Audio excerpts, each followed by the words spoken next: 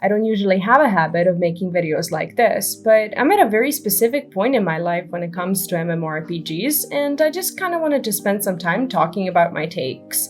As I'm currently playing all three of my games, Final Fantasy XIV, World of Warcraft, and Star Wars: The Old Republic, it's a good time for me to talk about the differences and the current state of the games as I'm going through them. Needless to say, I won't be touching on any spoilers or lore discussions, so regardless of whether you've played any of them, you're free to tune in and enjoy. My name is V from momsden.com, and if this is your first time around here, you should subscribe to the channel. Lately, I've been covering quite a bit of MMORPG stuff, so if you're into Final Fantasy XIV, WoW, or any of the other ones, this is a place for you. I also live stream here and on Twitch, so if you're a fan of awesome communities, in-game and other highlights, I'll see you around. But before we dive any further, let's hear from the sponsors of this video, Tokyo Treat. If you've ever wondered how you can experience authentic Japanese culture through food from your own home, I have the perfect thing for you. Thanks to Tokyo Treat, who sent me this wonderful Sakura-themed snack box, I'm enjoying the taste of unique treats like Koikea Nori Shio chips, Kit Kat strawberry chocolate bars, Ramen candy, and so much more. Along with the snacks, you'll get a gorgeous Tokyo Treat booklet with fun facts about Japanese culture and more info about all your snacks, so that you can enjoy them even more. This is a perfect gift for either yourself or your loved ones this spring, so don't miss out and use my link in the pinned comment and description of this video to get yourself the most beautiful snack box ever, all while supporting me as a content creator. First, I'd like to discuss Final Fantasy XIV, how I feel about it right now, and what I've been up to in general. Regardless of any other endeavors that I have, I can say without a doubt that Eorzea is and will remain my home. Since I've started playing during Shadowbringers, I've experienced the warmth of both the story and the community that is still very hard to match even years later.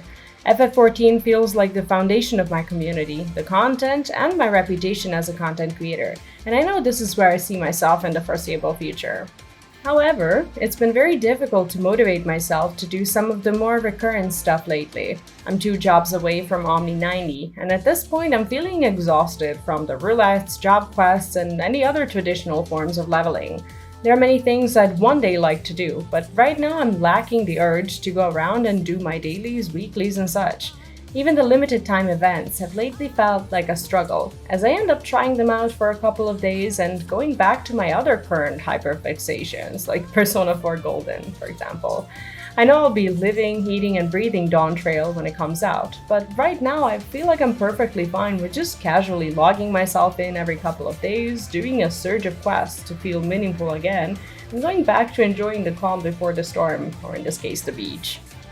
As a content creator, I have to admit I was feeling a little burnt as a new player who had just finished MSQ and foolishly expected to only be playing FF14 for another 2 years or so. As Endwalker was my first expansion where I was properly caught up with the current story, I couldn't possibly anticipate how it would feel 6 months, a year, and almost 2 years since the new expansion launch. FF14 has built the foundation of my community, which is something I am truly grateful for. But in the meantime, I had to find another way to keep myself afloat as a creator who hasn't established enough just yet. I turned to variety, which ended up not only saving my career, but also growing my community in ways I couldn't have possibly predicted. I'm so very grateful for all the people who have stuck by my side and supported my content regardless of what it was, while helping me discover some absolute bangers along the way. Right now I'm enjoying both my time in Eorzea and out of it. I'm slowly working towards Omni 90, progressing through Eureka Orthos, doing the Moogle Treasure Trove, the Yukai event, and grinding some MGP for Make It Rain.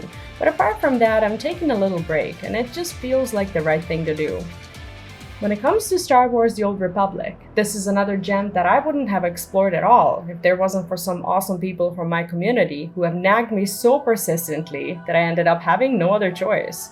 Funnily enough, I started playing through my first origin story almost 2 years ago, but I remember getting quite sick and not streaming for a while as I was going through it, and a lot of other things have happened in the meantime that pushed my playthrough aside. I came back to Star Wars: The Old Republic on May the 4th this year, and I fell back in love with the Imperial Agent storyline. This time around, I'm determined to not only finish my origin story, but to see the rest of the expansions as well, and one day maybe see the rest of the lore too. When it comes to streaming Star Wars The Old Republic, I have to give a massive shout out to all the people I've met through this game. It's unbelievable how many people would show up in my chat for the first time, with so many helpful tips, undying enthusiasm for the game, a ton of kindness, and great vibes. I believe I've discovered a hidden gem of the MMORPG fandoms, as I've experienced nothing but great stuff while interacting with all of you. Streaming Star Wars The Old Republic has me excited to go live, as the vibes are always top-notch and I've only just begun. So thank you for keeping me thrilled to go back and enjoying my terrible in-game choices along with me.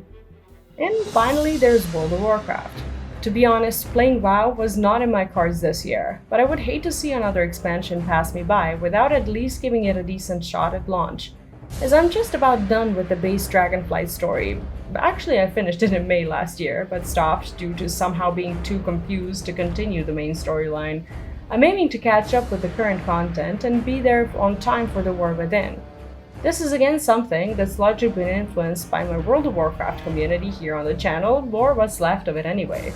My old World of Warcraft videos on mounts, pets, and other achievements are essentially what's keeping the channel alive during both WoW and 14 Quiet Time. I'd like to go back and continue doing some good work in this niche, so thank you for still giving me a shot by choosing my content for all of your collectibles. I plan to stream the Dragonflight campaign once I get around to and fully level at least one character, which should be happening in a couple of days, and we'll simply go from there. So far I'm enjoying the vibrant colors, getting rid of useless things in my inventory, and connecting with some of my old friends through a game I've left behind for the longest time. But it's never too late to go back, so I hope Azerouthians will have me back. It's a bit of an unusual video to make, as it's less of a guide and more of a discussion, but I've been wanting to talk about where I am on my journey, and I hope to hear from you in the comments. What MMORPGs are you currently playing, and what would you like to accomplish in the next few months? Let me know below, and make sure to subscribe to the channel if you haven't done so already, and you'd like to see this type of content more. If you enjoyed this video, please leave it a like, as it really helps me a lot here on YouTube. If you'd like to join my supporters, you can do so here on YouTube, or find a Patreon and other links in the description of this video. Thanks ever so much to Shay, who is a Tier 2 benefactor on Patreon, TransKyle, who is a Tier 1 benefactor on Patreon, as well as Jeremy Ortiz, who is a Tier 1 benefactor on Patreon and an Alpha member here on YouTube. Big thanks to Garnet Williams and Space Cadet Rick as well, who are Alpha supporters on Patreon. As a full-time content creator, you've been keeping me going, and I get to do this on a daily basis because of you. Thank you so much for watching, and I'll see you in my next one. Bye bye.